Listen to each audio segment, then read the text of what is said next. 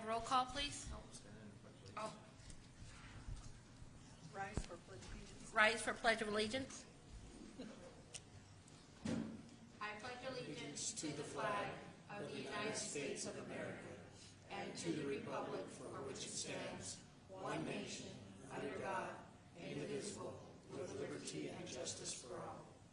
I salute the flag of the state of New Mexico, which is a symbol of perfect friendship among united cultures. Roll call, please.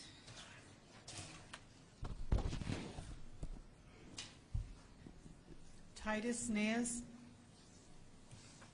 Kevin Mitchell. Priscilla Manuelito. Present. Joe Manini. Present.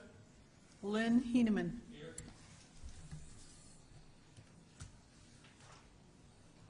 Thank you.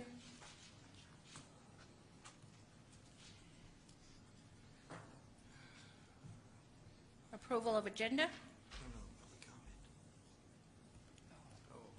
Says approval. You're right.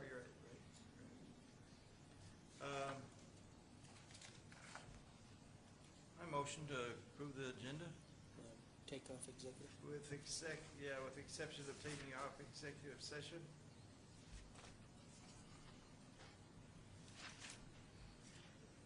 Will be no executive session.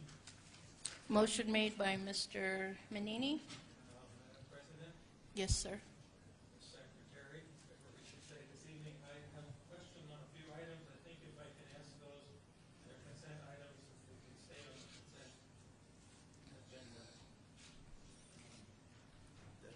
That's also me too. Go ahead, Lynn. On the item 8B, the student activity travel under the JOM funds, and I don't understand if that's considered supplemental in terms of our basic budget for that kind of trip. Making sure that's clear. Ms. Manuelito, Mr. Henneman, in response to that question, this is a supplemental club. It is not a required piece of the curriculum. This is a Skills USA is a supplemental program dealing culinary arts, business, construction trades, etc. In this, they did apply for the I think all of the students going are CIB, have a CIB on file. So they had requested the JOM committee to send this. It did go through the Indian Education Committee, and they voted favorably to send them. It would be under the, I believe, parental cost portion of the JOM program. Thank you. I have two other questions. One is on item 8, G, the Title III English Language Acquisition application, and I turn it back to it just for understanding purposes. There are 4 schools that were marked as content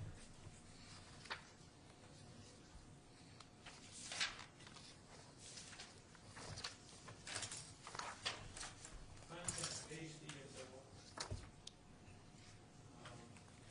They all mark sheltered instruction and bilingual program, and I'm just wondering what the basis for those 4, what the basis was for those 4 being a content-based approach. I'd just like to know what's going on. I'm interested in that.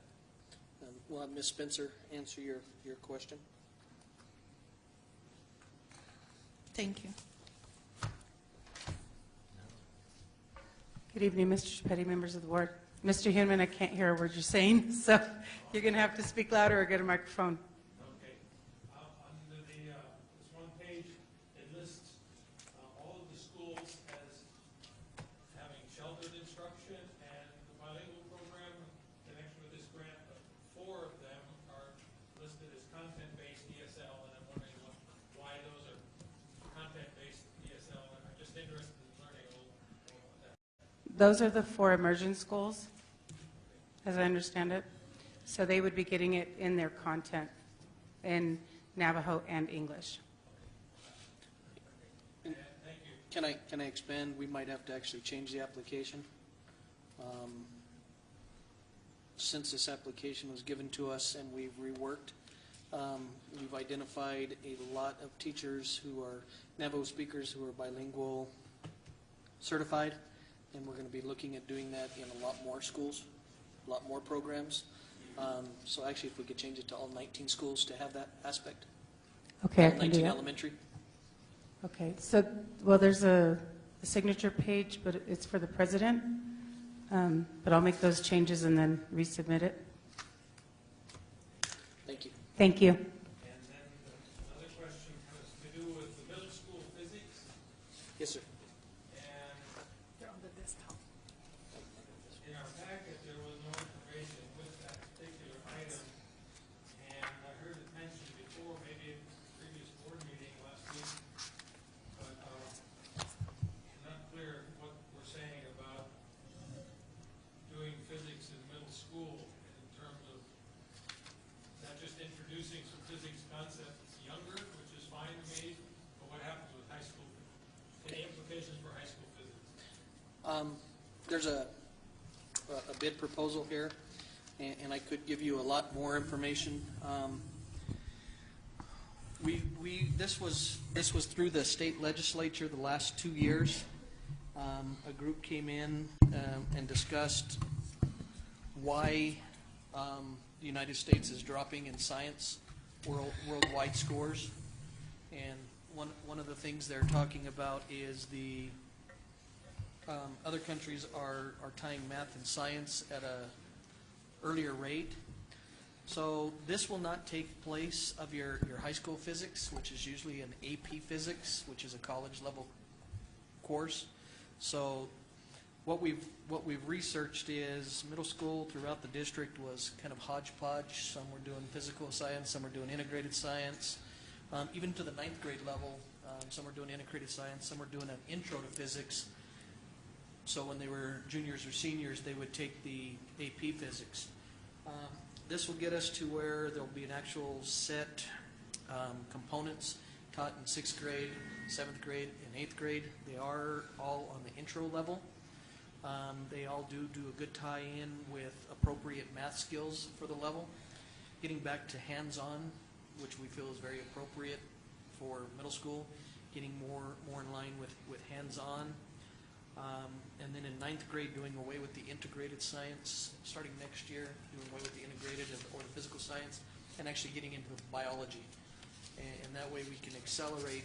We have a lot of kids who want to take 4 to 5 years of high school science with that physical science or integrated science, which is, again, a review of what they took the 6th, 7th, and 8th grade year. Drop it so they can get straight into the biology, chemistry, and then get into the AP courses and anatomy and such, to where they can get those courses in that a lot of graduates are telling us. So there's AP physics up there, and there's the middle school one, but there's not a physics in between directly then? No, sir, there never has been. The reason I don't know the history of this one in the state, why I was curious about that is, once upon a time, when I took physics high school, it was a pretty sophisticated course, but it was not AP, and you did that with having had background in some kind of science previous, because that was done in high school a junior year, sometimes a senior year, and it was considered a tough course that I don't think would be mastered in middle school. And then I think, well, but not all students are necessarily ready for AP either, so I just wondered how that works out. Most students we see in high school, they kind of, science is where they track away from the traditional English 1, English 4, social studies and such. Science is one that they kind of go in trees, depending on what vocation they want to go to. So you see a lot of those that want to take the AP physics are going to be engineers or those type of fields, math tinted fields. So they'll take their 9th grade, they'll take their basic biology, but they don't ever come back and take AP biology or anatomy. They don't take those courses. They usually take the biology, the chemistry, and then go right into AP Chem and AP Physics. We don't see a lot of students just taking the physics to take physics. They have to have their 3 years of science, 2 of them must be labs. Most of the kids who want to go into the vocational fields and stuff don't touch the AP Physics, but this will give them a good introduction. I'm trying to think of some of the units that have like a unit on electricity, electromagnetism, just a general intro, simple machines. So it was a real good breakdown of and really thought out the way they put this together. I still have some questions in my mind, but that's all I want to ask at this point. And I've got more literature in my office from the group that they selected. So if you'd like to look over that, we have them for you.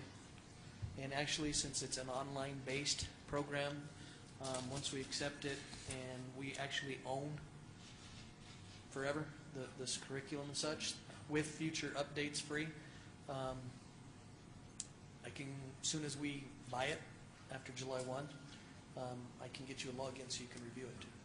Well, I'm just interested because, you know, I think physics historically has some links with philosophy even, whereas chemistry doesn't usually. And when you get into that, even on the high school level, it really has some dimensions that you don't run into in biology or botany or chemistry, but I don't know how much you can, you know, trigger those things at the middle school level yet, but they come up before college level even in the nature of physics, so I don't go into that at this point. Thank you. Thank you. Mr. Manini? Yes, back to approval of the agenda, we need to make some amendments to my motion. We need to add 6E, which is for current bills. It's not listed in the approval of the consent agenda items. And then we're taking off the executive session. 6C is actually in, but it's not listed on the... That's correct, but it's not listed underneath the approval of consent agenda items. Okay. That's the only reason why I'm doing that. Gotcha. All right? In that case, I have another question. Yes, sir. On the current bills, I think this is the sheet that applies. There's an item from going from base salaries to student travel for Gallup High to provide funding for June summer school for students, but it's under travel. I'm wondering what the plan is for that because we've had a concern with elementary not having funds for summer school. I don't know if this is a general school travel activity or what's it for. It's $12,000, and hopefully there will be some summer activities with that. But Ms. Manuelito, members of the board, Mr. Heineman, the inquiry that you're making is on the budget transfers, and that is under the Gallup High School's local Title I dollars. So that school site has the autonomy to determine how those funds will be expended, and they've chosen to put some money aside for summer school. so is it just for travel though then, or? If that's what they've placed it in, that's what it'll be for. So student travel can encompass anything to do transporting students if they needed to purchase admissions or attendance to something for students. That's all encompassed. Okay. Thank you.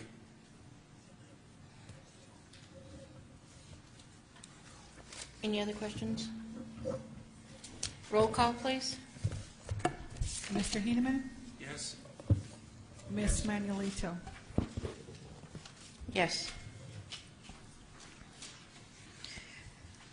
Public comment? Do we have any public comments?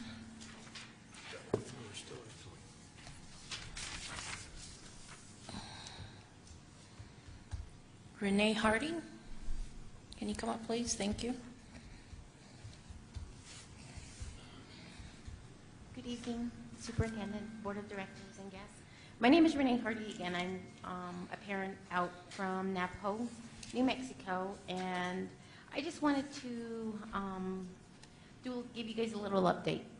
I was here prior to May, informing board of graduation supplies that were needed for students. Actually, graduation went really well. But I did have a couple of concerns, and I do apologize for my tardiness this evening, but one of the things that I was concerned of, and there was a couple of other parents and guests that did attend the graduation, was the awards that were presented by the counselor. And in her speech, she said, you know, I went above and beyond, and I could lose my job, or I could have, at a certain point, lost my job on behalf of some of the students I'm going to tell you about. And come to hear, I was sitting there, and I'm like, okay, why is she saying that? And then she goes on talking about, I believe there's about 9 or 10 students. And all these students received awards. They were all recognized. And come to find out, all these students didn't really pass the requirements for graduation. They have to attend summer school. And I asked, why are we doing this? Why didn't we recognize those students that worked very hard through the whole year? And I was actually surprised because I've attended a couple of other graduations, and they went above and beyond for their students. And this was something that I was really shocked about, because we had other students that took college credits, and I've talked about it with my boys, but there were other students that did it for like 2 or 3 years. They didn't even recognize the work that these students did. And tonight, I just wanted to bring it to your attention, because I don't think it's fair that some of these students make the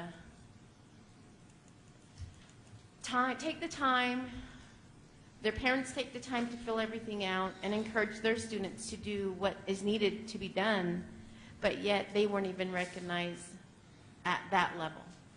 And we didn't have very many students. We only had like 32. It was under 40 students. And it was very disappointing to hear that these students were recognized, and yet the ones that went and took the extra step to go above and beyond didn't really get recognized. Even just the hours. We're not asking for a plaque, you know. They can announce, okay, they have X, they're graduating with X amount of college credit hours. Or we had one student that graduated with that bilingual seal. She didn't even explain that. And everybody was asking, what was that? And I was like, well, and I had to explain a couple times to different parents, and they didn't know what that was. And then we kind of did a disservice to the staff here at Central Office, Mrs. White and Rachel Rodriguez. They weren't even recognized. And tonight I want to just take the time to thank them for coming out to our graduation. A lot of the parents and guests did appreciate their attendance. But tonight I need your help again. I'm trying, as a parent, as a community member, I got one more student that's going to be a senior this year, or this coming year. And I'd like to change that. I'd like to have it more positive and have a couple of more students take the dual credit hours. Whether it's busing them, whether it's just taking it with a Navajo or math and a science. I know we struggled in science because we didn't have a science teacher. And I was looking at the open job listings, and all I saw was it was just science. And I hope it stays with just science, and that we do keep the teachers that are currently there. And again, just thank you for your time. I just wanted to bring that up, and thank you for assisting us and helping us get the gowns and graduation supplies that we needed. Thank you. Thank you.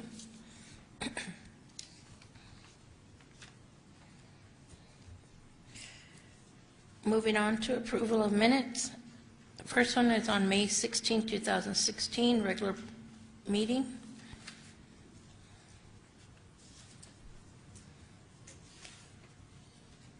Have a motion?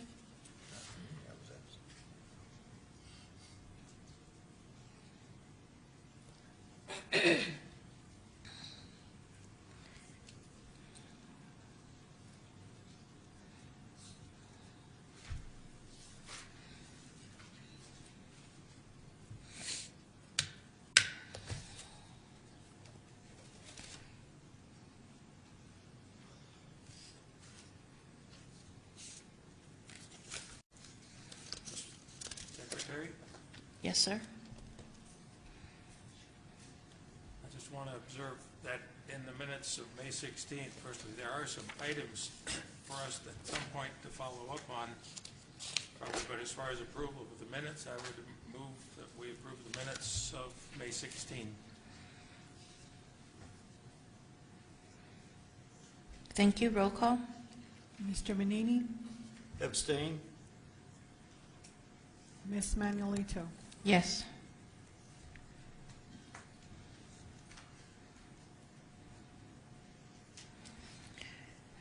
Next one, we have May 17th, a special meeting.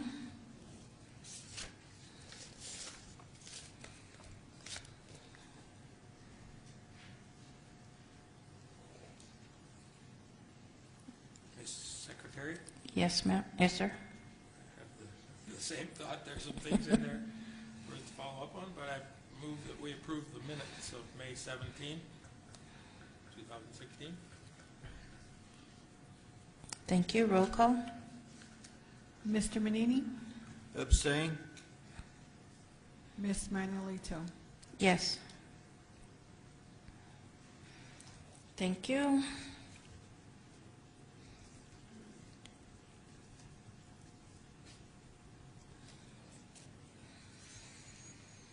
We'll move forward to 5, study circle report. We have the superintendent's report. Number 4. Oh, I'm sorry. I wrote all over it. Number 4, we have the approval of the consent agenda items.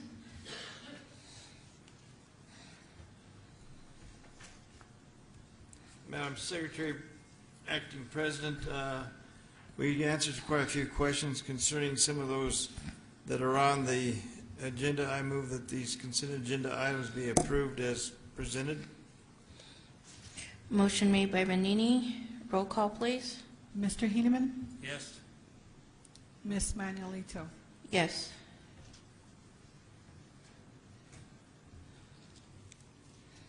Now we'll move over to the study circle reports. First one, we have superintendent's report. Thank you. Thank you, Ms. Manuelito. We'll start off with student recognition. Student and staff recognition. Good evening, board members, audience, Superintendent Gepetti. We have a little slideshow to share with you at the end of the year kind of activities that were happening. A lot of professional development has been happening this week with our staff throughout the building, but these were some of the last things that happened with kids. So, Pauletta. So we had the Navajo Language and Culture Festival. We covered that on our last slideshow, but I saved a picture here of our judges. Our judges gave of their time, and I'd like to recognize the judges that are here at the meeting. They were all invited, however, a lot of them have children playing sports and having activities after school, so I would like to recognize those judges who helped out with the Navajo Language and Culture Program and recognize them at this time. I'd like to recognize Mr. Victor Bob.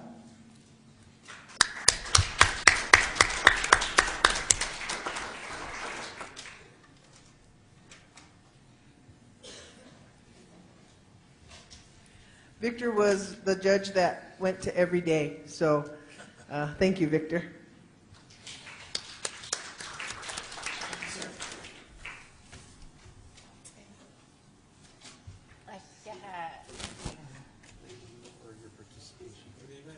I'd also like to call up Associate Superintendent Pauletta White, who was on hand for all of the festivals, introducing the judges and getting the programs going. So, Pauletta.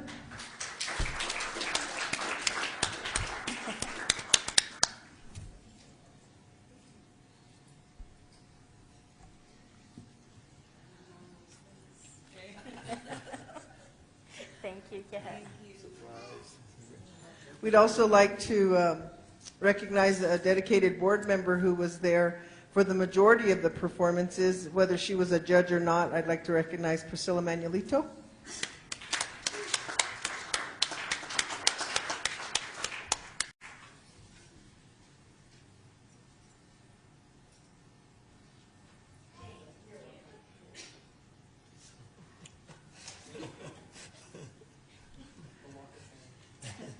Even if the other judges are not here, I'd like to read their names. We have Vicky Jim, Michelle Gaddy, Amelia Antone,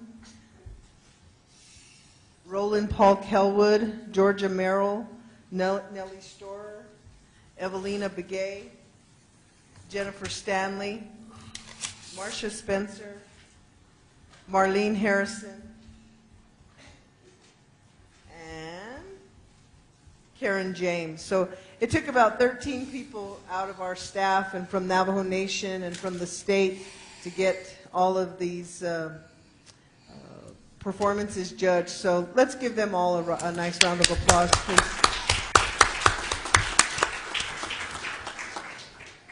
Also at this time, I'd like to recognize the Gallup Rotary Club as they have helped with our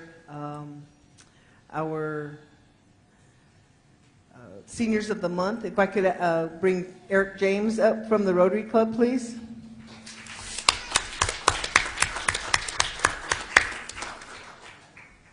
Thank you, Eric.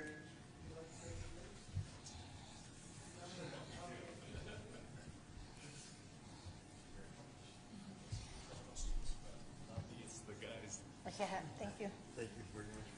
We give thanks to the Rotary Club for recognizing our Seniors of the Month and our Seniors of the Year, and we look forward to forging a partnership with Rotary. So thank you, Mr. James.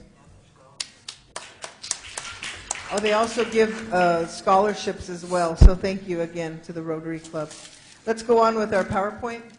We had another one of our students sign a letter of intent. Avery Sanders will be running cross-country at a college in Muskogee, Oklahoma. So congratulations to Avery.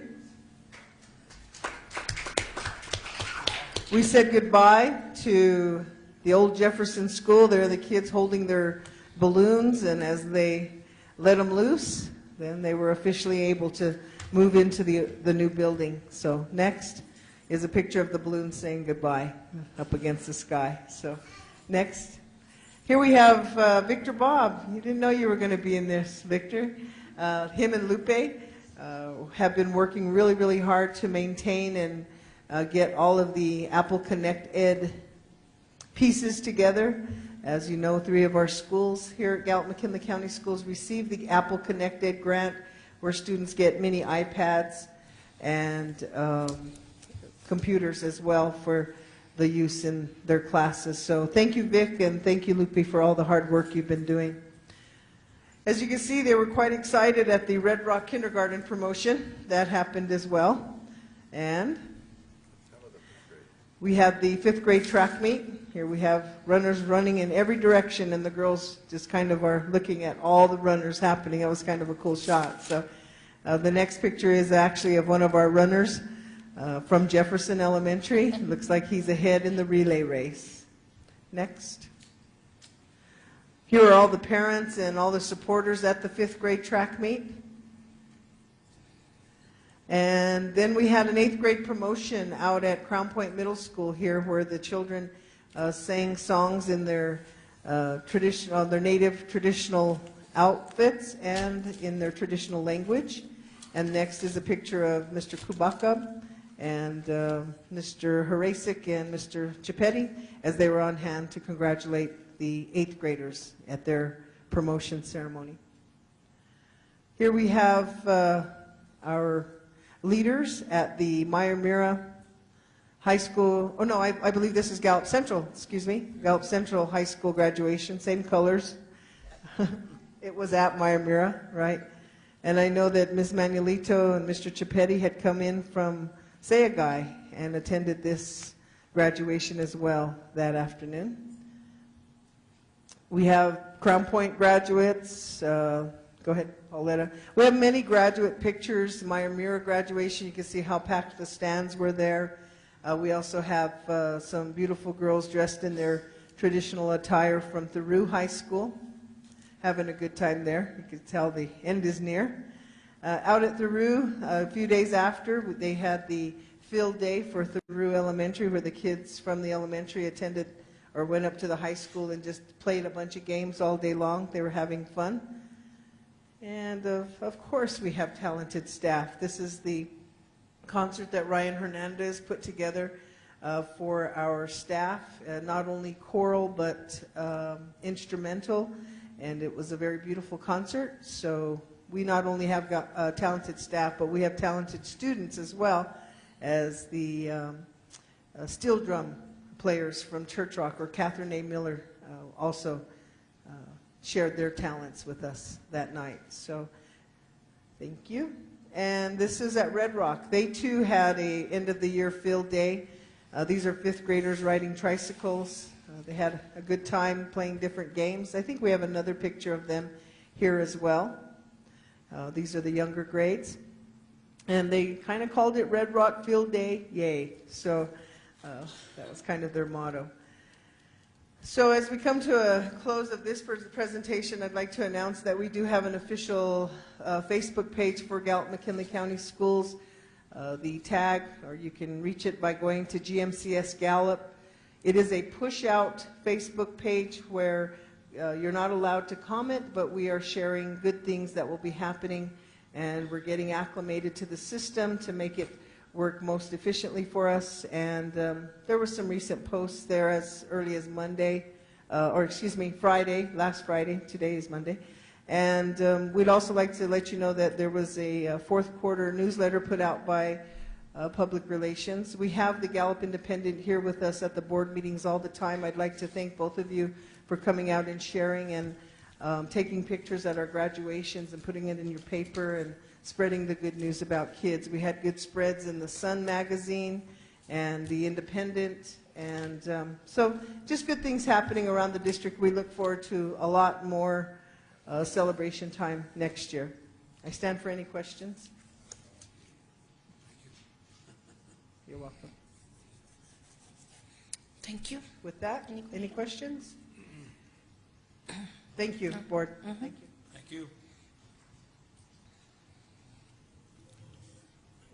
Last part about superintendent report, and I will take some question and answers from the board. I know there were a few, but since the last board meeting on the 16th, we've been actively really involved with the graduations, finalizing the graduation audits, seeing those type of things.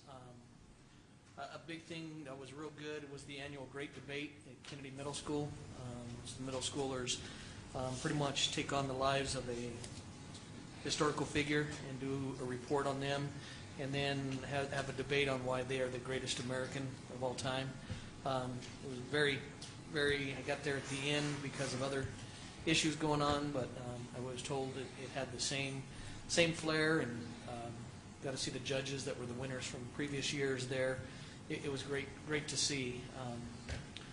A lot of other things still going on. The promotions, visiting the schools were very big. Did have a community meeting in Peru, which it was pretty good. We had about a little over 30 people come in and do surveys, and were able to ask individual questions on what they were looking at, talk about future construction in the Peru area. Still working with the UNM Early Childhood Board. We've had a meeting on there. Meeting also with the Gallup Executive Directors Association, looking at the financial outlook of oil, gas, coal, and what's going on there, along with the economic involvement of the schools with the workforce. We've met with Doty several times over the last 2 weeks, discussing the STEP grant, aligning the goals of the STEP grant to your board goals and to Doty's goals, and very happy to say that they mesh very well with the parental involvement, the revival of language and culture, and the character issues. So those were very good. Meeting with Dr. White and his group, several meetings. We've had a couple principalships open from Gallup High. Ms. Orrin resigned, so we've been advertising that for several weeks. We had a very good committee, several teachers, staff members, parents, and secretaries. did interviews last Wednesday. Dominic Romero was offered the position unanimously from that committee. So now we are advertising through High. Sandra Lee is now coordinator of personnel, so we're also advertising through L. So those are going to be busy times the next couple weeks. We'll be putting committees together and doing those interviews. Also met with Honeywell. I missed most of that meeting. Having the meeting with Ms. Scandera, discussing Reads to Lead and other activities that still haven't come out, which are integral parts of our budget, if the state's going to fund them.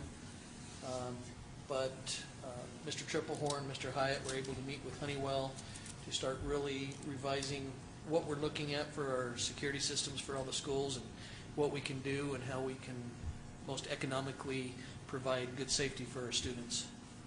Of course, the law conference, the breakout sessions, a couple I attended on Saturday were very good. Friday, had a work session with the superintendents at CES on root cause analysis. It was a good review for what we were doing. Which pretty much leads us to today. Mr. Henneman, you had some questions for me, I know. I do, thank you. I didn't mention the Miyamura, or the in-town parental involvement that I think we had about 50, a little over 50 people there, and they asked some very good questions, very good concerns, brought up some issues for us to look at also. So I know Mr. Henneman, thank you for attending that, Mr. Manini, and I think you had some questions on that, Mr. Henneman. Well, I have a few questions. One, I think, actually probably comes under the maintenance update. If we're going to have that, save that one. The two questions that actually don't come from that. That was a very informative session. Went for, what, an hour or more, I think, at Miyamura. And mostly staff there, a couple grandparents. Mr. Manini was there and myself. I thought there was a lot of information given out. And there's always more to ask about. So one is, in our packet this time, there's a list, as we we receive these lists of resignations and so on. There are no new hires listed under certified, and I'm just wondering how are things looking when it comes to our filling our teacher and administrative positions for next year. None are showing up there yet. Okay. Mr. Knight, can you give us an update on the hiring process? This is Mangalito, Mr. Human. We have obviously been actively engaged in hiring people, and we hire people daily. I'm not sure why they are not in there, but I will double check and send another report to you of all the hires that there have been total. I just currently sent out an email to all principals to give me a snapshot update of where they are at with recruiting as of right now. A lot of schools have already completed all their hires, and so there should be several on that list, so I'll have to get back to you on that. Okay, thank you. Another question that is connected somewhat with the Q&A. There was a survey that was put out online, and the paper copies were handed out at the question and answer session.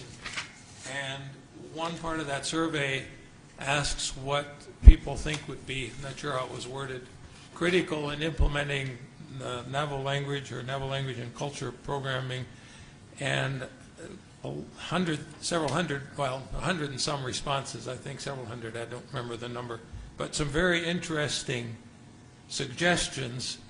What I think would be worth doing from my standpoint of interest is to take those answers, and I don't know in how they're entered right now, if they're in spreadsheet fashion, I don't know how much work would be, but they're at about half parents and half staff in that survey.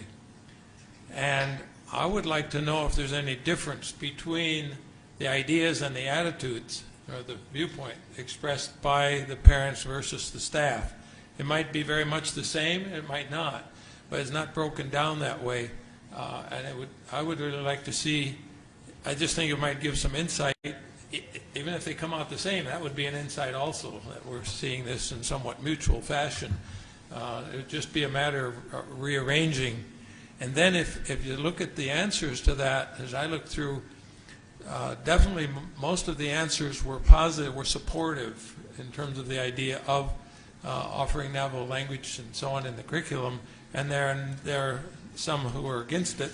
And it's interesting that several of those, the viewpoint expressed there was, we don't think it should be offered in school because it won't help make the students successful in the world.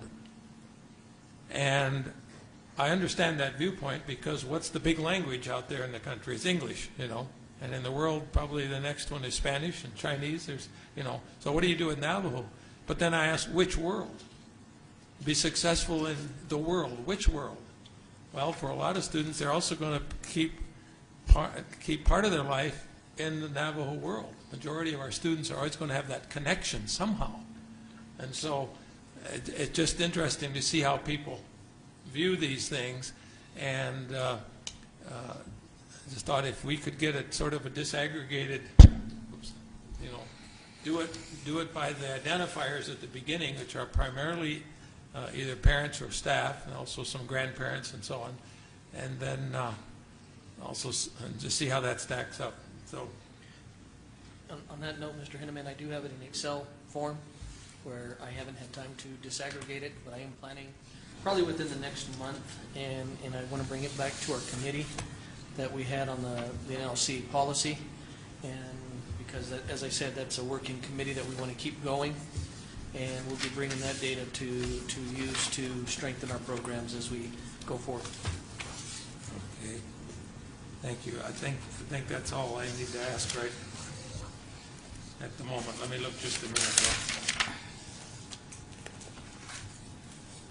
Yeah, I have the one under, I'll ask it under maintenance update. I think it fits with that. I don't. If there's no other questions, that pretty much concludes my report. So what are your maintenance?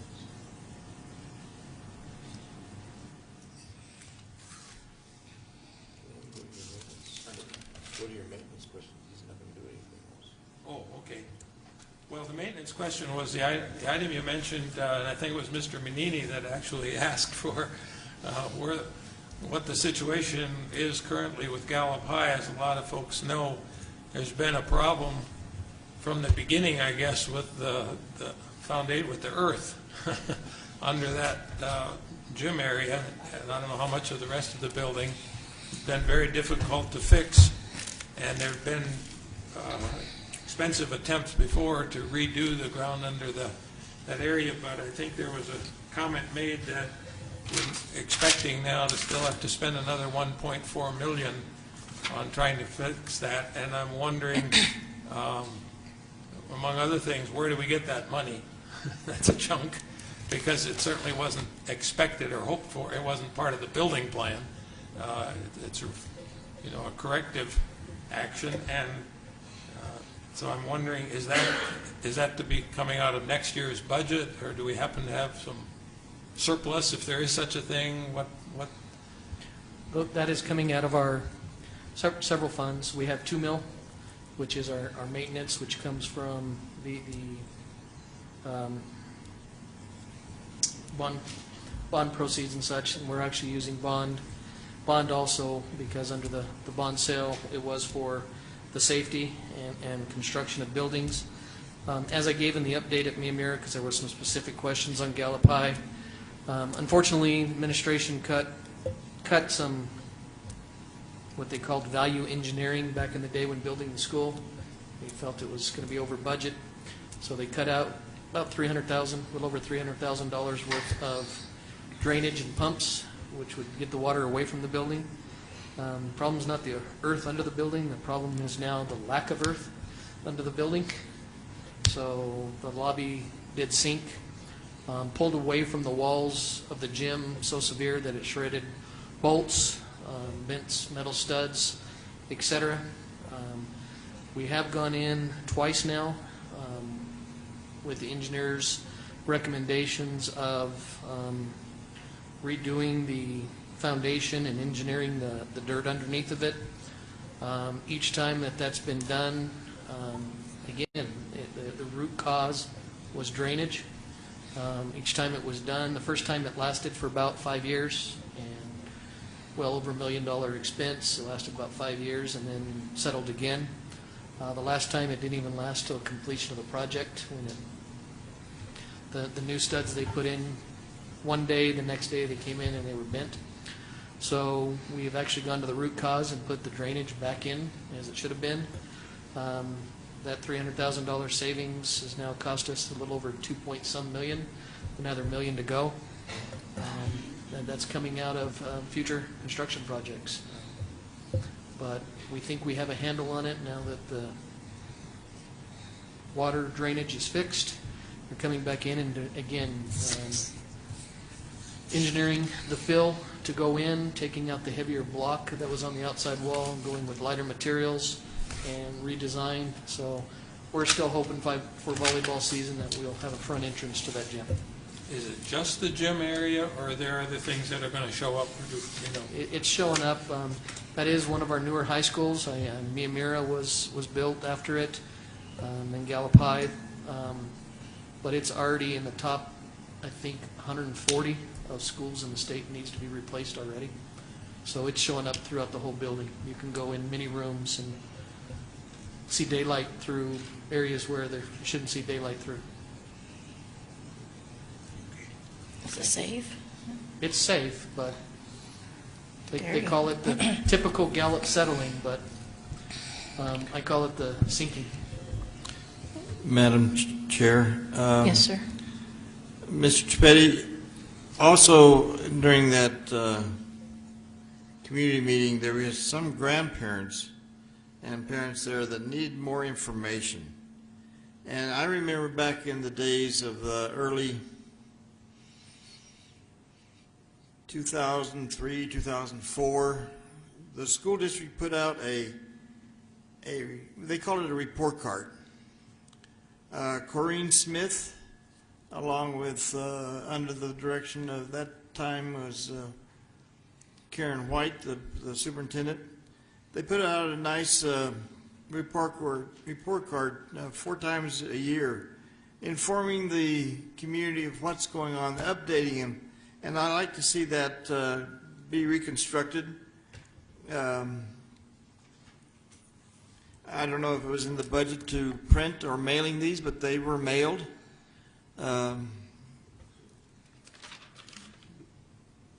It was a mail to the county residents, and some others that showed interest in our schools.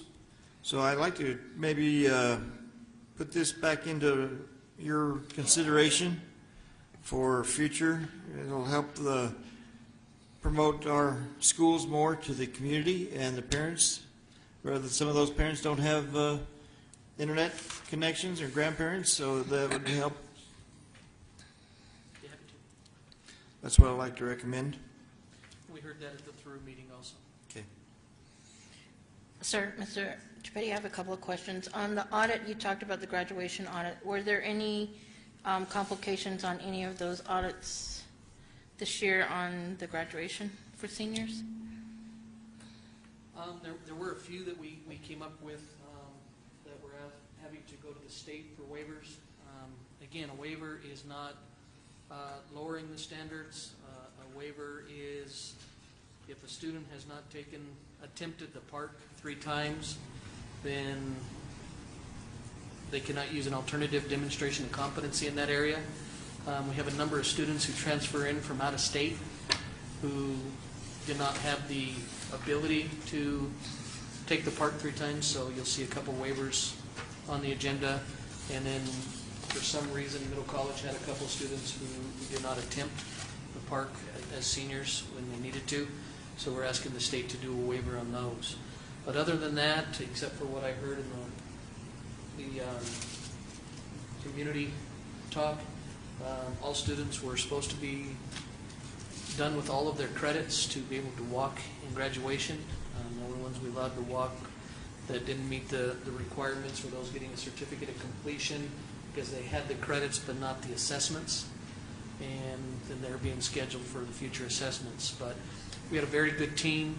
Rachel Rodriguez, Pauletta White, Lori Clark, and Kim Bukovich went through every senior's transcripts, identifying that they have taken the proper courses to meet state law and also have passed all the assessments. So we have a good handle of who received a certificate of completion and who has graduated. The only real problem we had was the junior who Rama sprung on us the last moment. And again, he needed a waiver because he hadn't taken the park the 3 times to pass one area. So we are asking for a waiver on it, but he did get his certificate of completion. So, sir, the seniors that did not graduate, excuse me, the seniors that didn't graduate and that need to do summer school, as soon as they complete their summer school or receive the waiver, they will be getting their high school diploma, correct? As soon as they've met all the credits and assessments required, yes. So when those are completed, could you give us a number of how many have completed it, and inform the board again Sure. on those? Sure, and if they complete by, Pauletta, Dr. White, you know the date to be counted in the 4-year cohort? Is it July 1? August? If they can complete by August, they still get counted as graduating within the 4 years for the 4-year cohort. If it goes past August, then they'll get reported next year, so we'll say they've graduated in 5. That's a big part of the report card. The district report card is graduating whether 4 years, 5 years, 6 years, or did not graduate. On the meetings that you're having with Doty, is that something that the board member can attend also? We would definitely welcome you. It's just really looking at the sustainability of the STEP grant. Since the federal money is gone, we're looking at ways to sustain, so we'd be happy to invite you all, again, as long as we have 2. We go more than 2. Thank you. We don't have an issue. And I did hear about Romero, and I just assumed they were rumors, and never came to talk to you about them, but I think that, as you're going to hear, it's going to be a great loss to our community of Theroux, and then also now with Mrs. Lee also leaving. Does that, both of those positions that you're going to be hiring for, both have committees also? Ms. Lee has recommended staff, and I gave that to Mr. Donkersluth today. He is going to be getting a couple parents. We will be having a committee also at the high school, yes.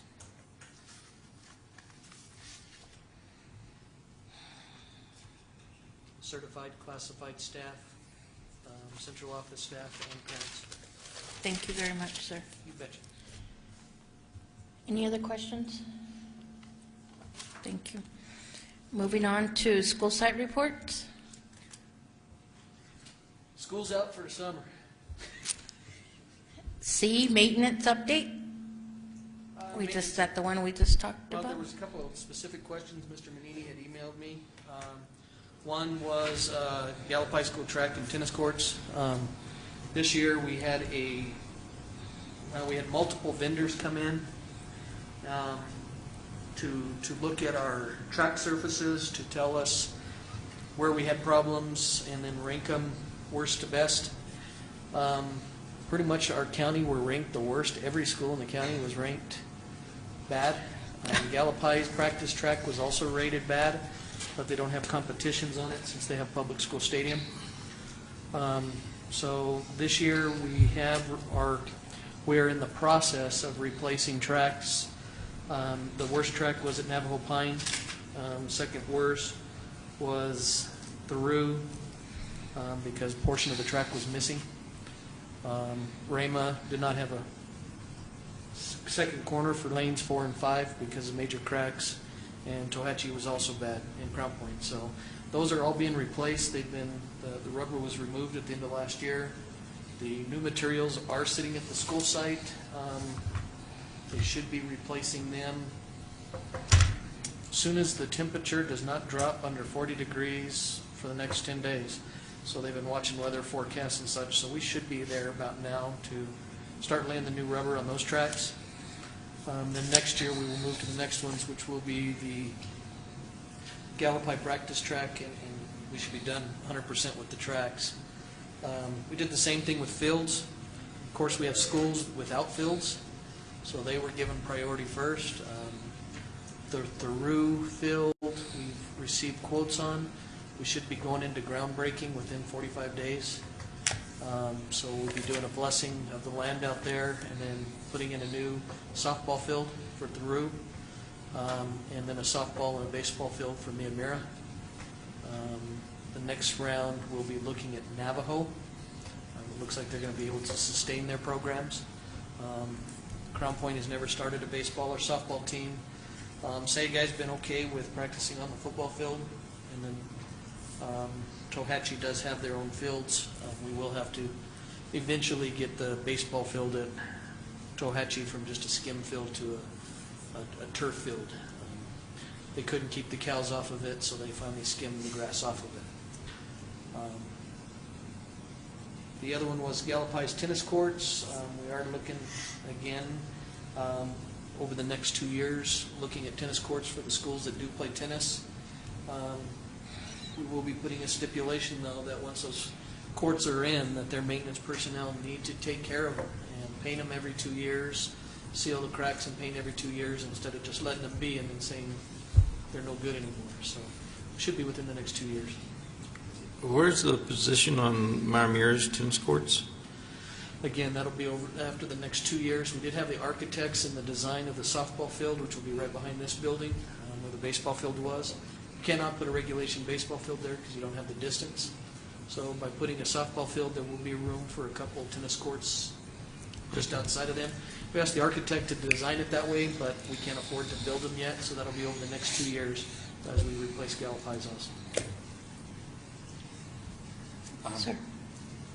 The matter of maintenance, I think, is important. Just I say that just because the Gallup High tennis court used to be really fine and it deteriorated really fast. So it can happen if it isn't attended to. But I have the same question with these items. What budget does that come out of, and do those come out of the coming year then, since they're not completed? Or? These are coming again out of construction funds, which is bond money. So pretty much it's our money. So we have a 5-year plan, and we build them as we go. Again, they are taking out of some of our, especially the Gallup High one is taking out of some of our matching money for new construction. So we might get to a point, according to the PSCOC and PSFA, we qualify for waivers, but since we have money in the bank, they won't give them to us. So it looks like within 2 years we will be broke. So when we build through elementary and Lincoln Elementary, we will be asking for waivers for the state to pick up more than their 88% or 82%.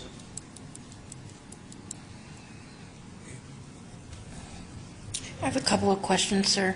I know with the track you mentioned and football, all these different things, tennis, has there been, I don't know how you can call it, recruitment or advertising of coaches? I know it's on the website, and I have been kind of talking more about it to different community members, but is there a way we can include the requirements? I know there's background checks, and I'm guessing it was $40. Sure, the cost. And then the licensure, like what website they need to go to get there, and then come here and do an application? I don't even know that process, but I would like to know, and maybe other parents, if we could put that on the website, if there's no volunteers from the staff to coach or to be a sponsor, how can we inform our community members? We can look at those advertisements, Mrs. Manuelito, and make sure that information is on there. The district is available for questions on that. Also, school site principals are available for questions on that. If it's not in the applications, though, we'll make sure that it's in there. We do have packets here also. So People come in all the time. Coaching packet we have. Probably 50% of the time, people are coming into central office to do those applications, so we help them when they come in. Okay, and then the other question I had was, I know when we traveled out to Navajo Pine and to Rama, their ventilation or air conditioning, has that been fixed for the schools? Has my conversation with Mr. Morris while you guys were in executive session in Rama, have you put in a work order? Again, unless we have a work order, we don't really know the issue with the school. They need to put work orders in. If any work order has been put in, they are being completed within 2 weeks on those type of projects. So again, it's coming down to the individual school putting in the work orders, because schools like that, which are the older technology, you either have heat or you have cooling. You can't have both. And they need to determine at what point is it getting warm enough at night that they don't need the heaters, and hot enough during the day that they need the coolers, because they can't switch back and forth. So we wait for the principals to put in the work order, and I think in the case in Rama, yeah, the mornings were a little chilly, but that room was well over 100 degrees. It felt like it was time to do the air conditioner. So I asked them to put in a work order, and it should be completed. I'd have to check with them specifically. And that's one of the new things we like to get with the new buildings, where each room has their own unit exchanger. So one room can be heating and the next can be cooling with the new systems. Those old systems, it's one or none. Do they have all those controls there at the school? That is an actual a boiler system with the new big air conditioning air handlers, and it does pretty much take an electrician to get that air handler started. Unfortunately, it's not as I said, the new controls are all computer controlled, so we can type it in and take care of it. Those old ones, it's an actual manual system. Thank you. Thank you, sir. Moving on, we're at D, intergovernmental agreement with Window Rock School District. Yes, you'd asked for an update on this, and it is still with Cuddy Law. The proposed draft that came from the meeting with Arizona Department of Ed, New Mexico Public Education Department, I believe it's Red Mesa, Window Rock, Central Consolidated, and Gallup. That meeting we met there was somewhat of a draft. Put all that to Cuddy Law so they could review it and start the discussion. Then at the same time, Central Consolidated then met again with Red Mesa. I always get Red Mesa and Red Valley confused. So Red Mesa and Central Consolidated met again, and quite a bit more questions came out of their meeting, and they've been keeping us informed of it. So we've taken that information and also passed it to Cuddy Law to see what's going on. It's really getting stickly on the what is tuition. Is it the basic amount that the state gives you, or is it the state plus the federal funds? In our case, we've been hampered because we only get 25% of our federal funds. State takes credit for the other 75%. So there's big questions. Then there's questions. Again, we had met talking the areas of need, such as Pigeon Springs, which is a half a mile from Window Rock schools, and a 20-25 minute bus ride, actually 25 to 30 minute bus ride, whether they're going to Chief Manuelito or Navajo, versus Window Rock wanting to run their buses into Navajo to bring kids down. Again, the Red Lake area of Arizona is within walking distance of our schools, so we should be able to bus in from Arizona into ours. But Window Rock still wants to come up and bus from the Navajo area back to Window Rock and then pick up the local kids. Again, it goes back to, are we doing it for choice, or are we doing it for necessity? And I think the state of New Mexico is still leaning towards the necessity, and other parts of Arizona also. I don't have that feel from Window Rock. Is that primarily a matter of negotiating continuing efforts on the local levels, or how much, like the Indian Affairs Committee when they took up the transportation matter in their last meeting, and so how much is it between the states to leverage that, or combination. That's This is what's wild, is the transportation that the Indian Affairs Committee, interim committee, was looking at in the past was really between New Mexico school districts. And now, all of a sudden, since we told Window Rock no, busing all the way from Crystal, all the way up into Crystal, New Mexico, it's now become state versus state. I know Ms. Manuelito was at the Indian Affairs, and then Jeff Bond represented me because we had so much going on that day. And the update I got was again, it's really coming back down to the funding and what is the price of education. But Ms. Manuelito, can you update us a little bit more on that one? I think it was exactly what Mr. Tripetti said on that. There's still a lot of questions that needed to be answered, and Mr. what's his name? Yes. Mr. Aguilar was going to go ahead and research some more stuff and make some more calls. But from the email I got from Mr. Tripetti, I know he did state that, we are in favor of this MOU, but we just want to make sure and continue to talk with our attorneys and make sure that everything is okay before we do and sign for it, get the approval from the board with the MOU or the intergovernmental agreement with Window Rock. They did ask some more questions, and thank goodness Mr. Bond was there because he answered a lot, and he also updated them and gave them some additional information about the road conditions and also the bridges. And Mrs. Claude Chilich, she had additional questions for Mr. Bond, but also thanked him too. But I think we left after that. We went across the hallway to another meeting that they were having there, and we talked to some of the chapter officials, and they were kind of concerned the same way. But their input was, there should be, in some places there should be a right of way, because of course that's always an issue. I think a discussion needs to be we were informed maybe a discussion needs to be had with Navajo Nation also again on how they can assist, and also again with the county. So I think everybody's just kind of waiting on to see what their attorney advises.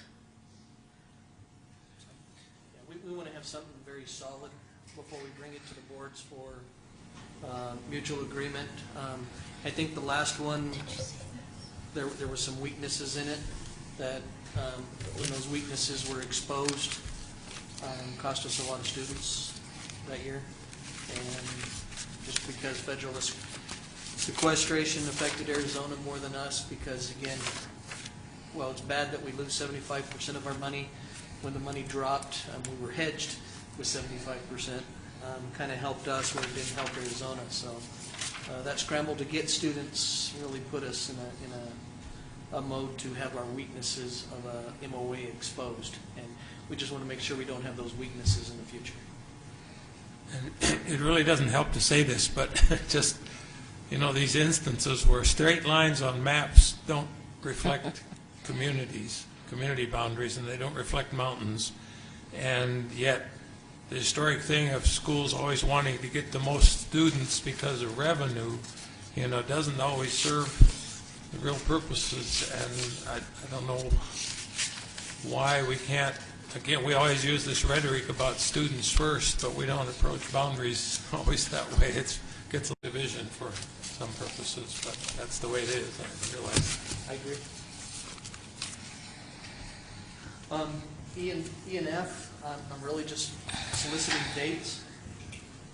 I'd still like to finalize the board goals for next year. And also there was a request for a summer retreat. So just having 3/5 of the board, if I can solidify some dates from you all for those two. Miss Secretary? Yes. I think we really need all the board members when it comes, first of all, we've never said collectively that we want a retreat. I don't think we've ever made that firm for all the members, and it's the kind of thing that really calls for full participation, I think. And then the same with dates. I think three of us can't pick dates. I mean, that doesn't have to always be done in a meeting. I think, you know, when it comes to scheduling, that can be done through other communications. And just, I'll say it out loud so there's not confusion about that. That is not a violation of open meetings things to work on scheduling meetings. So that necessarily, we don't necessarily have to wait for another meeting to do that. But I just don't know how we can set meetings for the other two members in terms of dates.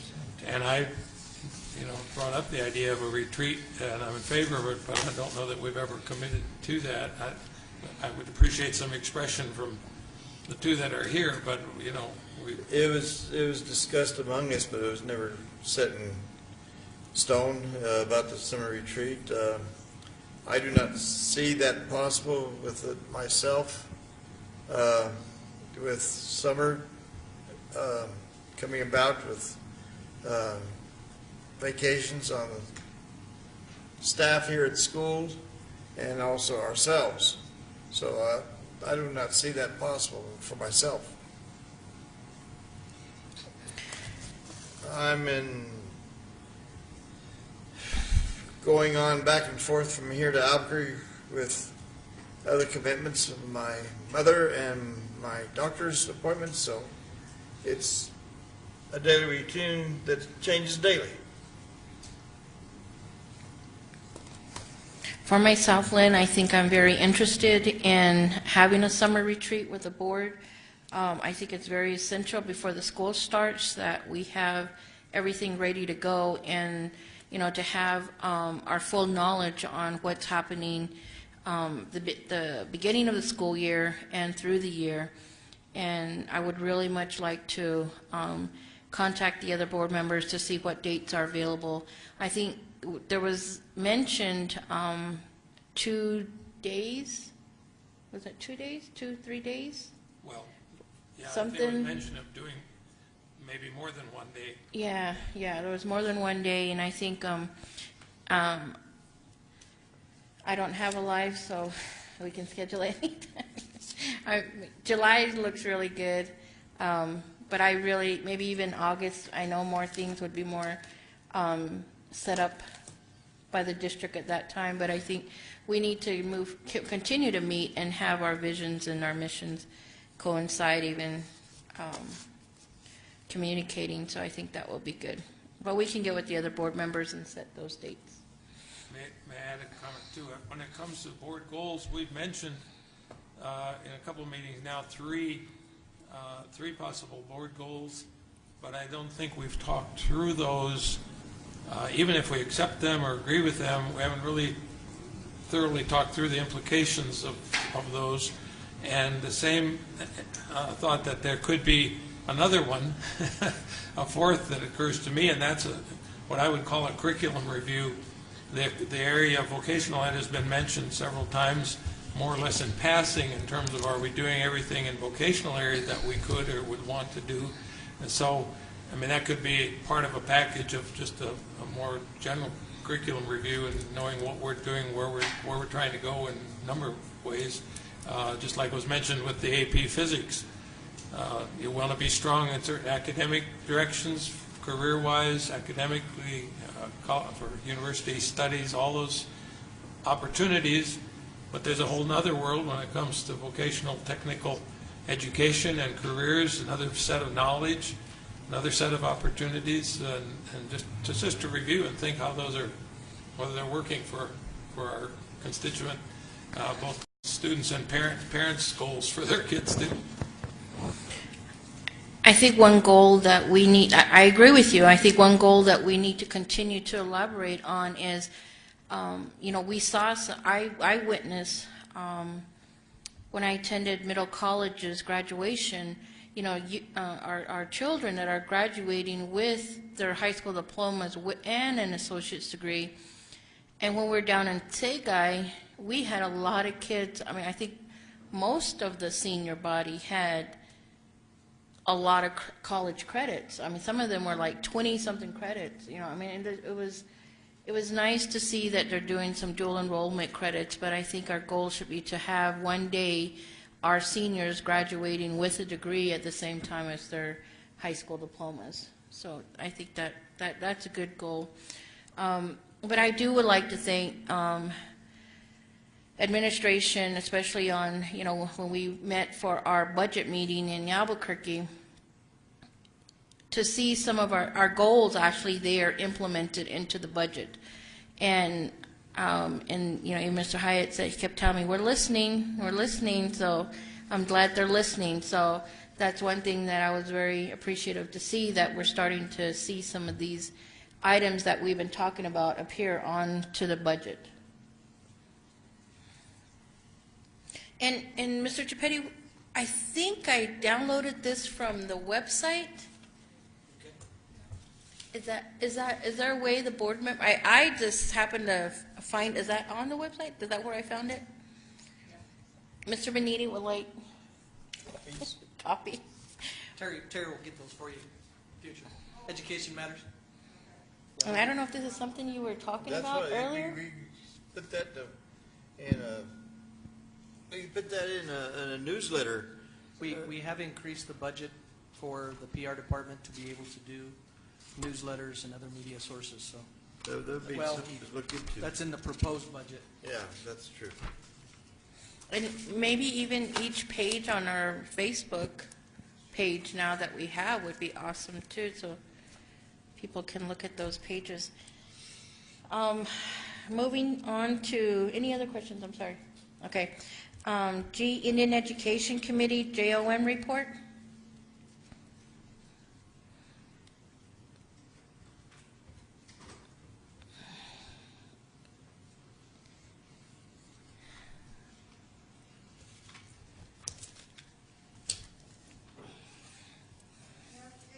Oh, yeah.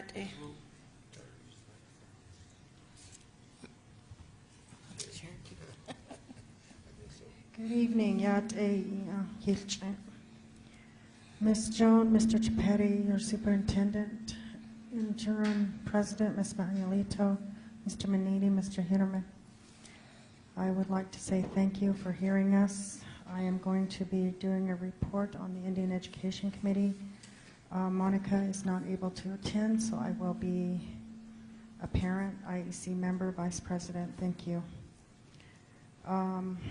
She did mention to let you know that our JOM application finally did get submitted to Window Rock after several delays.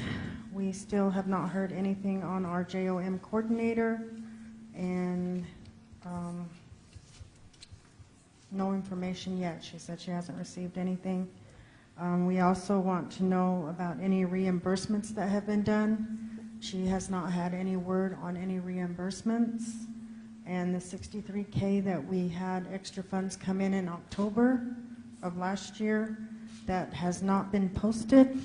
And last time we heard, it was still in Window Rock. And we have not received any updates, as well as any transfers that were done during a regular IEC meeting.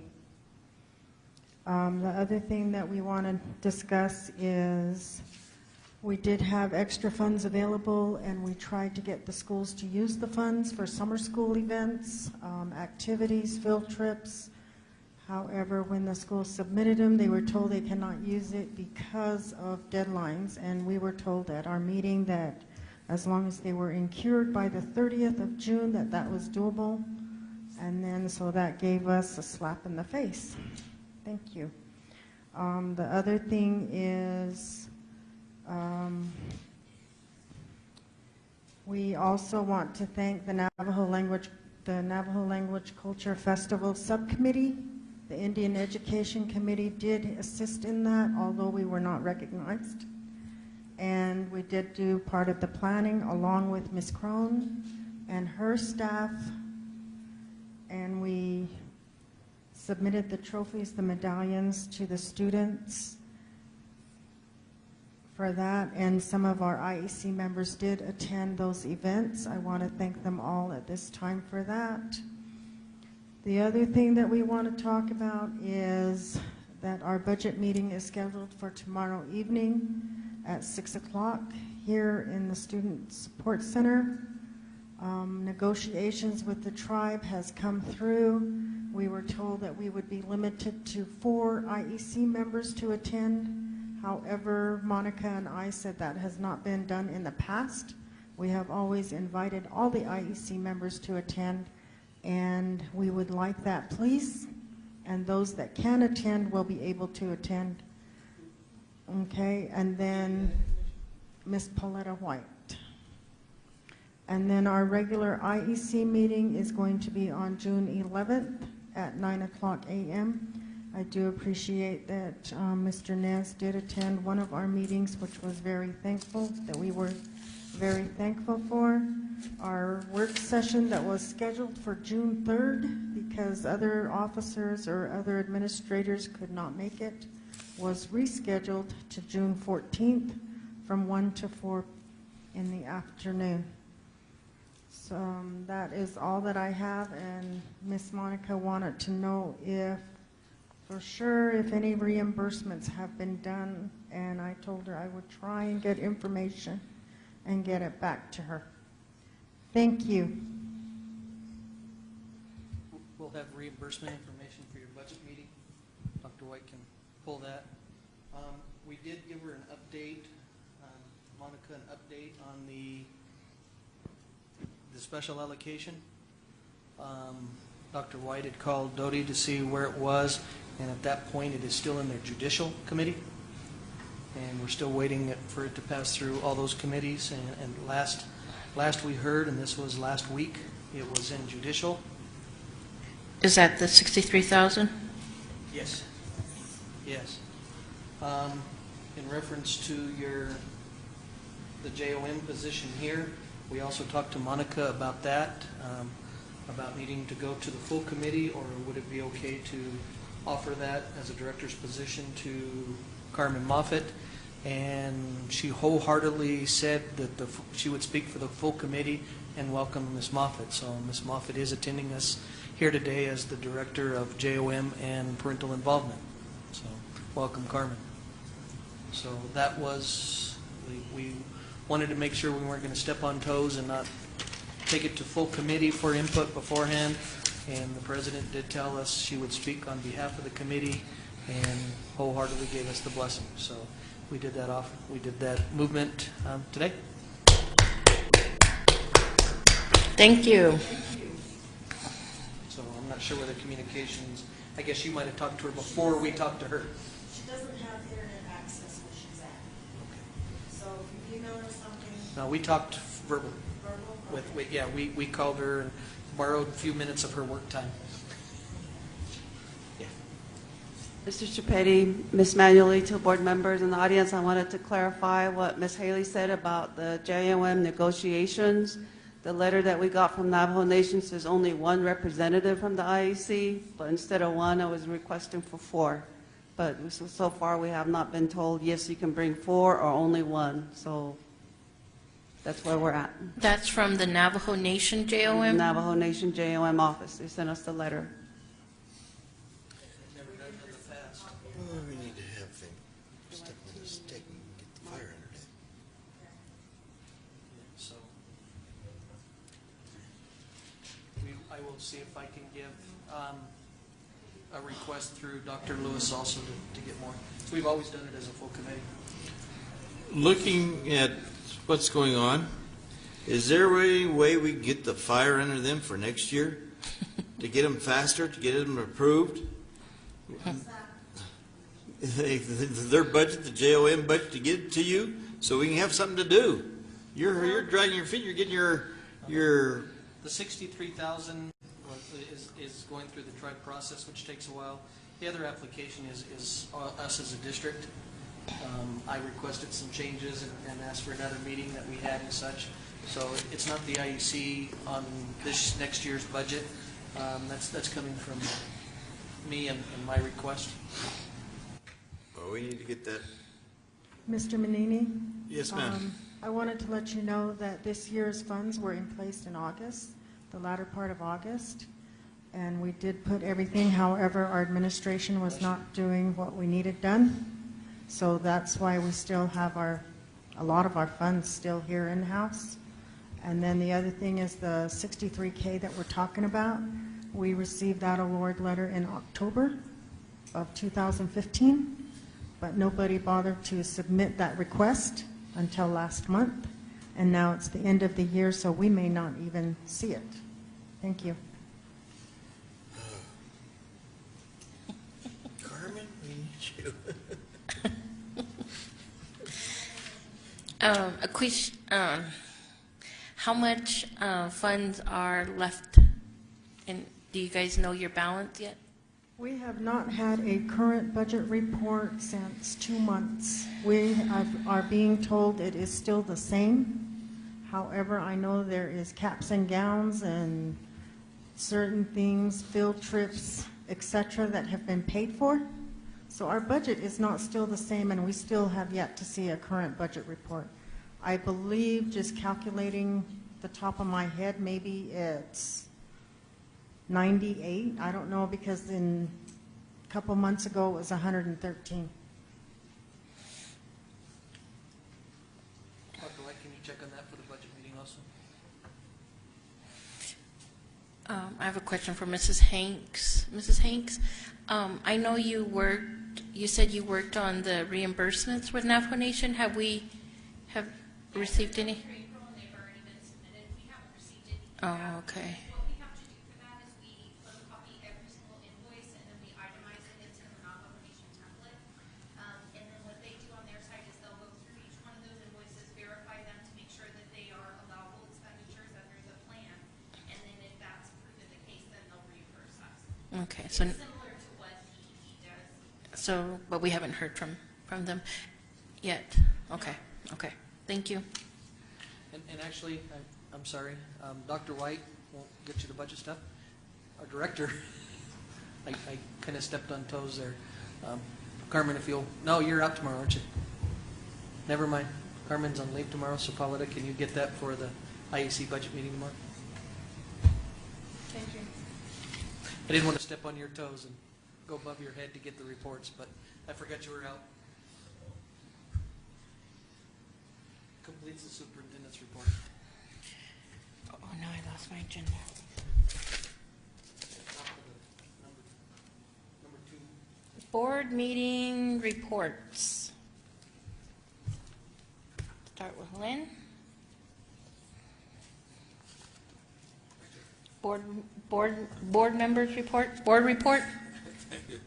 Well, I guess the main thing that I attended recently, and the rest of the board also, was the annual school law conference in Albuquerque that's sponsored by the State School Board Association. A large part of it was presented. A lot of the presentations this time were by members of the Cuddy Law Firm, which is our own law firm also. And sessions ranged from one that was heavily attended the Saturday morning was about managing coaches. What was the title? Managing coaches before they manage you, or something. And it had to do with not quite what the title sounds like, but how to help coaches. They may know coaching, but for one of the key points was, for instance, they may not know how to handle parents when they get under pressure, because we've all seen that, where every parent wants their child to play as much as possible. And, if the score is 40-10 and you're on either end, then you can put in your bench. But when it's 33-31, you keep your first string in as if you can, trying to win. But the whole thing, there's just some practical advice and so on in that session. One of the general sessions was an update on current legislation. That was for everybody, and that I think is an annual, that's done every year. One of the current topics that was a biggie, I guess, because at some point we'll probably face some decisions regarding it, has to do with the things that are going on right now, having to do with transgender students or transgender bathrooms, locker rooms, and so on. And because the Office of Civil Rights has put out a letter of guidance stating a position, that is not acceptable to everybody or accepted by everybody. So there are 11, I think they expected now 14 states to be filing a lawsuit against the federal government challenging those OCR guidelines. And so that was a topic of particular current interest in terms of both the law and schools and our society's issues. And we'll see if that affects Gallup McKinley at some point. But there are a lot of opinions on that one, so that was given quite a lot of attention. Eddie. Thank you.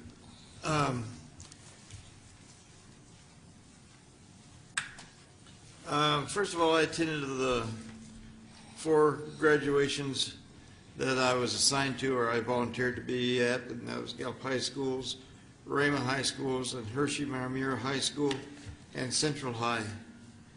I attended the Red Rock 5th grade promotion the Tuesday after the 5th grade track meet, and at the same time they presented the ribbons to the 5th graders, and that was very nice that the parents could see that, and the students were very well attending that track meet that were very well presented. I went to the community meeting that Lynn and I also attended, and which was great. We had quite a few grandparents there and parents, but more administration and staff of the schools came before. I would like to see more parents there. Again, with Lynn and the board members attended the School Boards Association meetings. I attended the first meeting was under school construction, ABCs, and I thought it would be different from what they were presented. However, I did get some good information on it. They didn't show any trends on school constructions in the way that they were presented previously, on breakdowns on how they're coming about in first come, first serve, or how we were ranked. I attended the Saturday session, and along with Lynn, I did attend the Managing Your Coaches without letting them manage you. But then I also attended the one that woke me up, and that's alternative sources of revenue for school districts and their pitfalls. And one question came about was Walgreens selling their high school memorabilia, stadium seats. Do we get revenue from that? We should be getting some kickback on that. We're supposed to, each school, because those are copyrighted names. That's right. And is our Miami Patriots a copyrighted item? Do we get copyrights on that with our logo? It's not something that we've applied for. We were told that they were commercially automatically trademarked, and the first year that they came out, both Walmart, Walgreens approached the schools and signed agreements that we'd get X percentage of the sales, and then after they got their foot in the door, they ran. So it might be something we follow up with legal to see if we can secure future. Yes, because it's expanded. It's been, those stadium seats are $49 a piece, and you're getting nothing. Now they're also competing with our school clubs who are selling shirts and apparel and such also. Yeah, you need to see that and see if we can get some revenue back for us. And then also check on the contracts or registering our logos, like the Miami Patriots logo that you and Mr. Triplehorn designed. That needs to be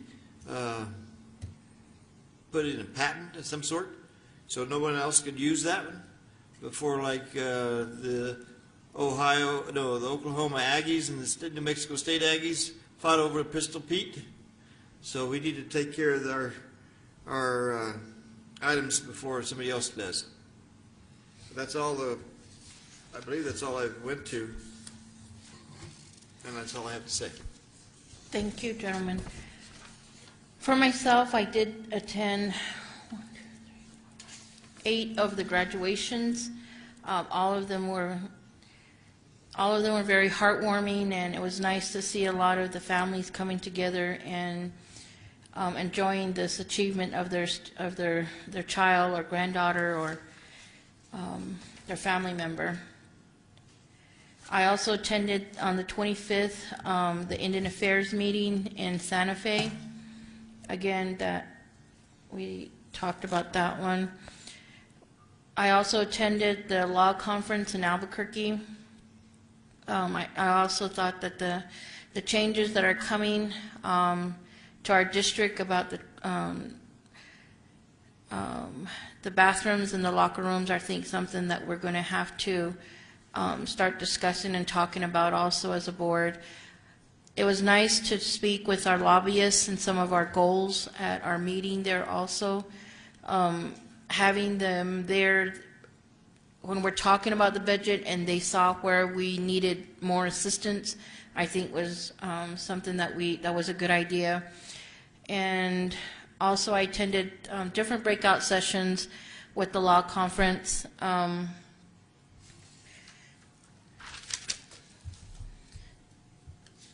Of course, the first breakout session was the superintendent's contract limitations and buyouts. But the other one I wanted to go back, so I kind of went back and listened to one and went on the other one with the persistent problem of bullying and hazing. And then the Open Meetings Act was interesting. And then the next day, the last day, was the laboring through the process of collecting bargaining. Took a lot of notes there. Also, the 2017 regular school election. Also, those are some important dates that that they presented to us that I wanted to report on also.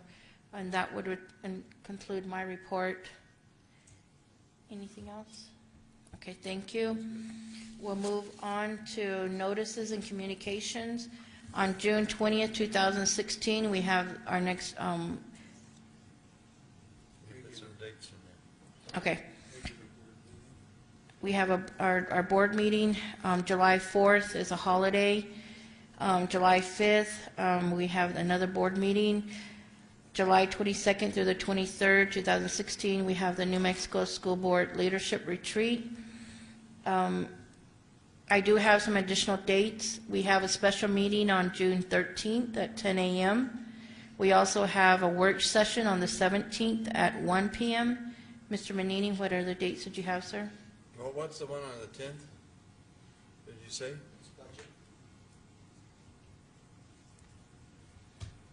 June 10th, budget meeting.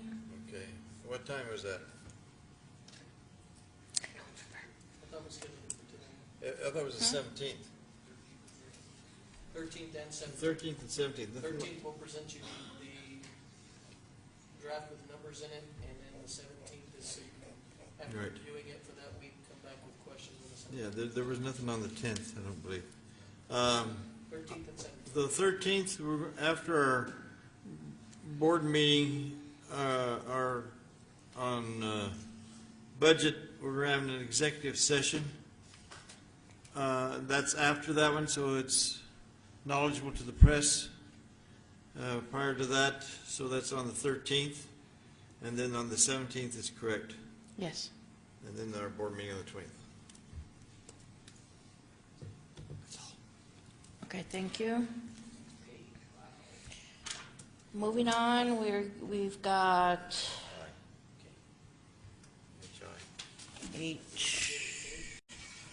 K. I have K. Approval and adoption of the Gallup McKinley County Diné Content Standard Policy. That is an action item. Board members, we discussed this in the last meeting, we had the initial reading. Unless you have suggestions for potential changes or something, I'd recommend it be adopted.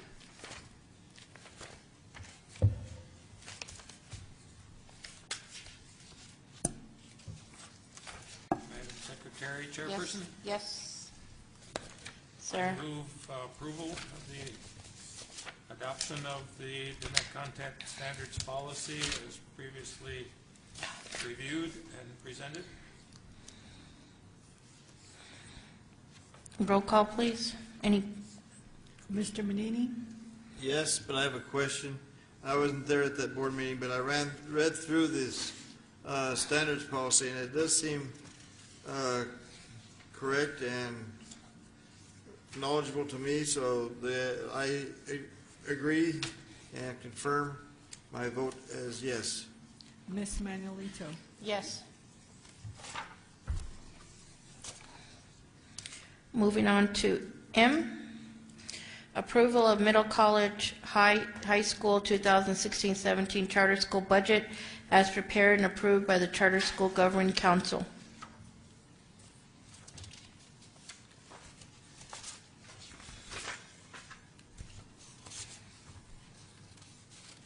Hi.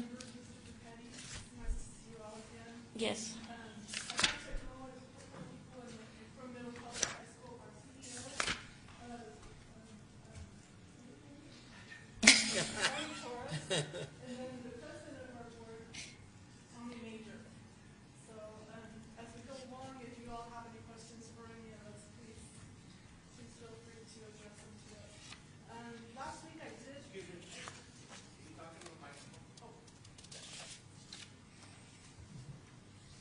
Last week I did distribute some information to Ms. Nez that hopefully made it into your board packets on the preparation of our budget. And I'd like to go through that in a little bit of detail. I won't go through it all, but just hit some highlights for you. Our governing board did approve the budget on May 17th, so it has gone that far, and we have submitted the budget to the Public Education Department as well. It hasn't been approved by the Public Education Department, but we have submitted it. The budget does have an increase in the SEG, which is part of the revenue. The other part of the revenue in our budget, which is pretty simple, is cash carryover from at the end of this year. There are a few variables that would change the amount of the state equalization guarantee. Our student membership on the 80th and 120th, the average of the 80th and 120th day is increasing just a bit. The unit value is increasing by a whopping $2.49. The training experience rate is going up just a bit. I'm sorry, it decreased actually just a little bit. Mr. Feldman, who retired last June, was one of our teachers as well. And so when he retired, we lost all of his experience and years in training and whatnot. The at-risk units the at-risk index is determined by the school district, and that increased as well. The current projection for cash, the cash balance at the end of this year is it's about almost $100,000 less than what it was last year, and the reason for that is the increase in our student enrollment that went into effect January 1st. We had an increase in expenses for the second semester, therefore it is going to affect our cash balance that will roll over into next year. We will have an increase in minimum teacher level 2 and level 3 teacher salaries. It's mandated by the legislature this year. We will have some insurance cost increases in health and medical insurance, and also workers' comp insurance and general liability. Some other things that will affect our budget are we plan to increase our staff by 1.2 FTEs. Since we are increasing our enrollment, we're looking to hire one additional teacher And then my position, business manager, will go from a .8 FTE to a full-time FTE.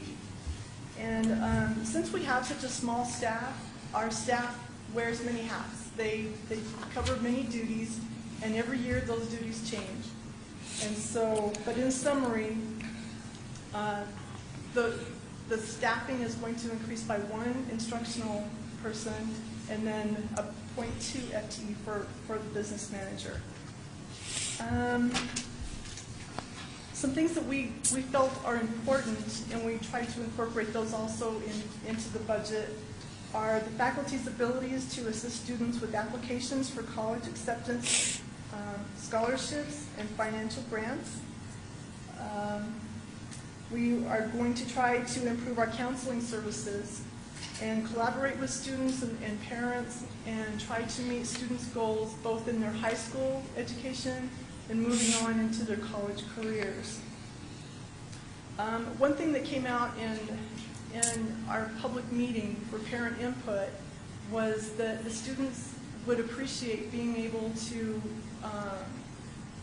experience college campuses more.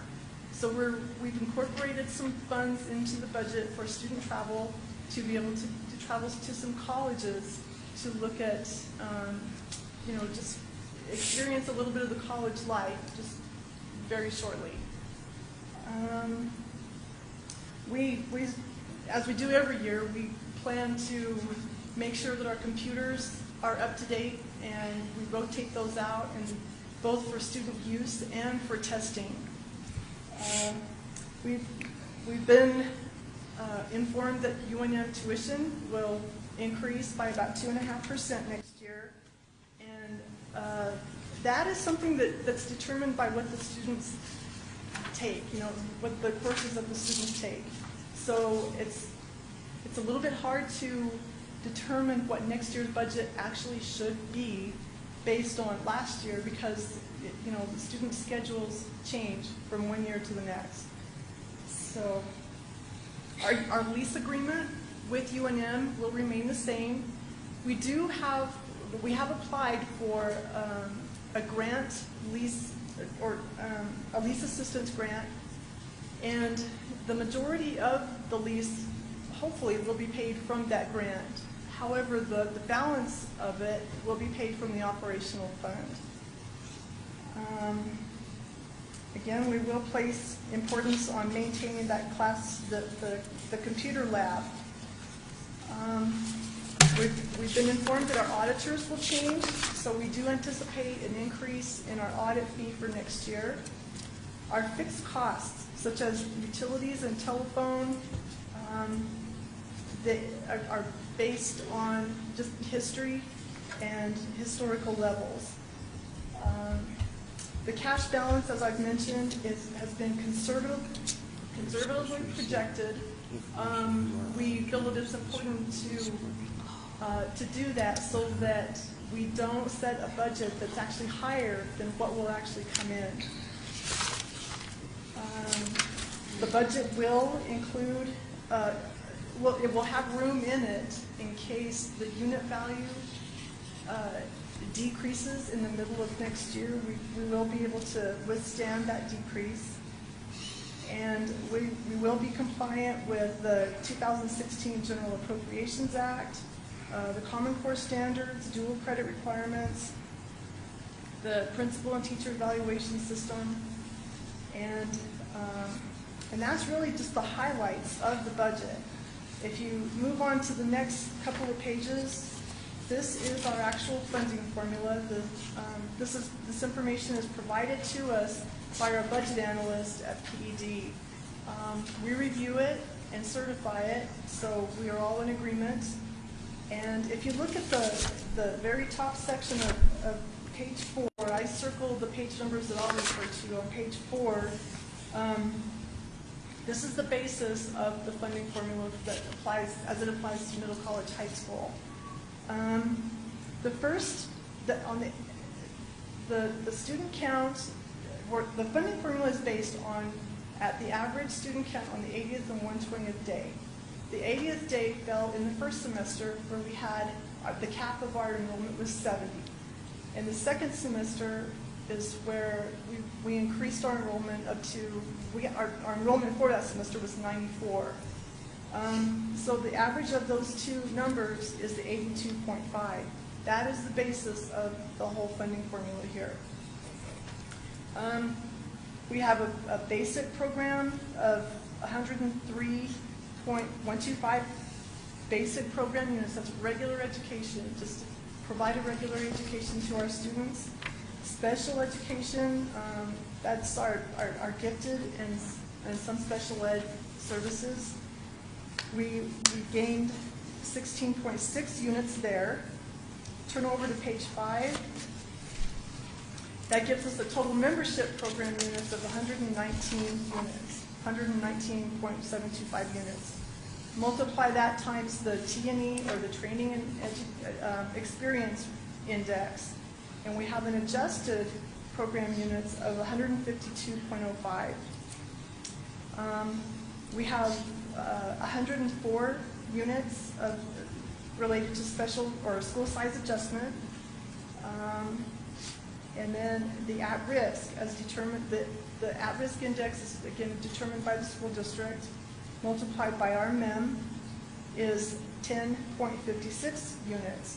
So you add all those units up, and we have a total program of 266, multiplied by the unit value established by the Public Education Department. And our entire program cost is $1,078,400. Down below, in the red at the bottom of the page, you see a negative $21,568. This is the administrative fee that goes back to the school district for being the flow-through for our state equalization guarantee payments and other services. So the net amount that's going to be revenue in our budget is the $1,056,832. So then on to page 7. This is our certification as required by the Public Education Department that we are meeting the requirement of paying our instructional staff according to the legislative mandates. Level 1 teachers are the $34,000, level 2 is $42,000, and level 3 is $52,000. And then also the principals have minimum salary levels. Finally, down there where it says section 22, state statute requires that we do hold a public meeting where we include parent involvement for our budget planning. And we did do that on April 25th. On page 8, this is our calendar. We will begin classes on August 22nd. So the first couple of weeks before that, on August 8th and the weeks of August 8th and 15th, we will hold new student and returning student orientations. And then at the end of the year, classes will actually end on May 12th. So then on page 9, 2016 total instruction days will have 174, for total teacher contract days are 184. And then on page 10, we are meeting the requirement of instructional hours for our students. Pages 11 and 12 is just a quick summary of our operational fund. There's a comparison here of the 2015 budget, and then the estimated revenue and expenditures that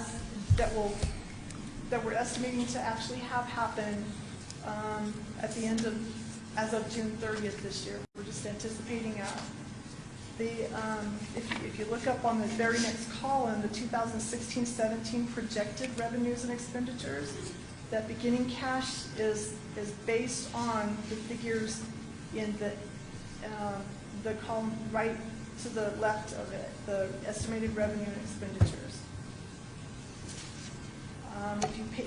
if you change over to page 12, you'll see the change in the FTEs. I would, at this point, like to draw your attention to the very last page, page 16. I printed out a graph of a comparison of the budget for this current year, 15-16, as compared to what we have set it for next year. And they're very similar. A little bit of an increase in all areas of the budget. However, we've learned from this administration under Secretary Scandera and Governor Martinez that they want to see dollars in classrooms. That is their priority. And so we try to either meet or exceed that every year. And this year, our budget in functions 1,000, 2,100, 2,200, and 2,300 come to a total of 61.19%. Next year, that total is 63%. So we are meeting that, that requirement from the Public Education Department. Okay, if you flip back over to page 13,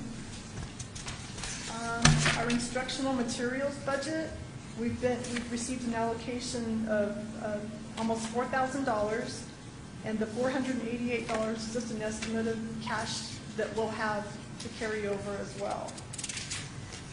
Now, this budget does not meet all of our requirements for instructional materials. We have to supplement that with the operational fund. So it's a pretty small budget, actually. Page 14 is our general obligation library bonds. We have not received an allocation for that yet, so to begin the year, we'll have a zero budget. We'll have to wait till they let us know what that budget's going to be. And last but not least, our SB 9 funds. We did receive an allocation late this year, and we haven't had much time to use all of it, so we're carrying the majority of that over into next year. And we use these funds mostly for repairs and for computers, replenish our computers and things like that. So that's all I have. So Mr. Chipetti, unless there are any questions for any of us, I'd like to ask that you recommend the approval of this budget.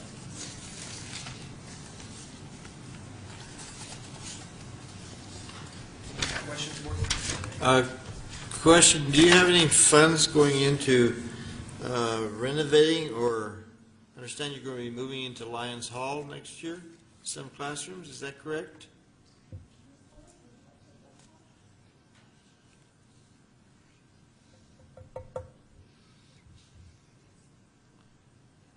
We are not paying for any of the renovations, Mr. Chipetti and the board. Dressing, well, from what I understand, we've kind of had mixed messages. They're putting on a fundraiser in August. Ralph Richards is handling that along with Sammy Toyota. And they have about half the funds now. It's going to cost about $980,000 to renovate Lions Hall. But we are not paying for it. Okay. It is true that then you're going to be moving some of your classrooms, or not all of them, up there? Correct. And since there's a lot of parking, you shouldn't have any problem parking up there. I hope not. Okay, thank you. I have no questions. Go ahead, sir. First of all, thank you for coming. I apologize when we walked past each other before the meeting. I didn't recognize you as familiar faces, and it didn't say hi. So thank you also to the board president for being here. I have just a couple of questions. One is on the SPED part of the budget. There's a .75 position, I believe. Are those all gifted and talented students that are under that category? Or do you have others with special needs and requirements? That's not clear on budget-wise to me. Right. No, we have a large amount of the gifted, and we have between 3 and 5 that are really special needs, and we have to work with the college when they do take those kinds of classes. Okay. But yeah. On that note, we only have a half membership That was last year. So I believe that is right. I think last year we had one student, and the average of the 2 semesters, we just get half. So there was one C-level, extensive level student who was Right. Right. And then the other, just in terms of your ability or hopes to enroll 100 students, and then I think the way I'm not sure if I'm understanding what happens here with your budget as you've grown. So you're, after the 40th day count, is that when that's adjusted if you have your 100? Yes. Okay. Hope you have, I think you will. I know you have a waiting list. My question is, it was disclosed to us in the Gallup Executive Director that we're spending 200. When is the proposal for that? First time I've heard about it. I know it's hard enough to raise 100 teenagers. I can't even imagine 200. No. Oh, that was his wishes, yes. Oh, okay. Yeah. Thank you for clarifying. I'd also like to add one comment. I believe I just read recently that with charter schools, in terms of meeting state deadlines for submitting budgets, if they don't submit theirs in time, then it's counted as the district not meeting theirs in time. So thank you for being timely, because that is part of our record too. Thank you. Can I please have your graduation, how many graduated, and with the degrees also? We graduated 30 students out of 94, 20 with associates.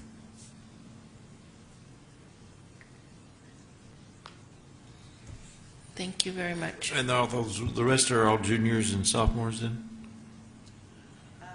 Correct. We have our lottery this month, actually. We have 23 slots that are open, and I have 40 applications. That shows you how popular you are, and hopefully you're the best in choosing your lottery names, and hopefully they come through. Thank you. With that board, I do recommend we approve the budget. Madam Secretary. Yes. President, I move that we approve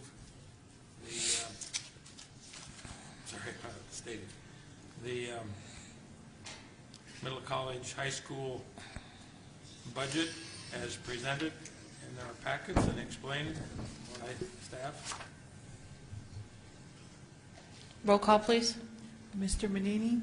Yes. Ms. Manuelito? Yes. Thank you. Thank you. Which brings us to a question. Yes, sir. Our audit. Who's our auditor? Oh, we do have a question, probably for Giovanna. Giovanna, our auditor, I know that it was mentioned that we have to change our auditors. You said that we were going to be informed who the auditors were at this meeting. No, I do apologize. The board formally accepted the RFP for J.J. Griego several board meetings ago, so they will be our auditor. That's where I wasn't in attendance. Was that I correct? do apologize. That was accepted by the board a couple board meetings That ago. was in Rama, correct? Maybe? Yes? That's where I was absent. So I'm going to refer to Ms. Nez, and she's shaking her head, so I'm going to say yes. So I'm in cloud 9, and I should come back down to earth. Yeah, so. no, it is J.J. Griego.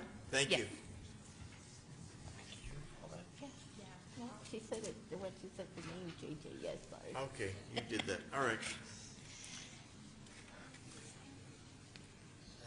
Go back to your agenda.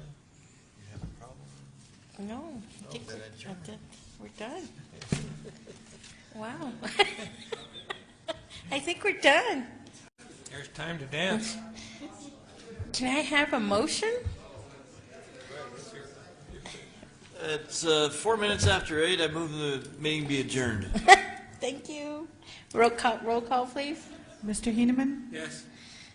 Ms. Manuelito? Yes. Tell you that stay 8:05. midnight because the doors are locked till the end, so you stay and watch the doors for us. Thank you, everybody, for coming.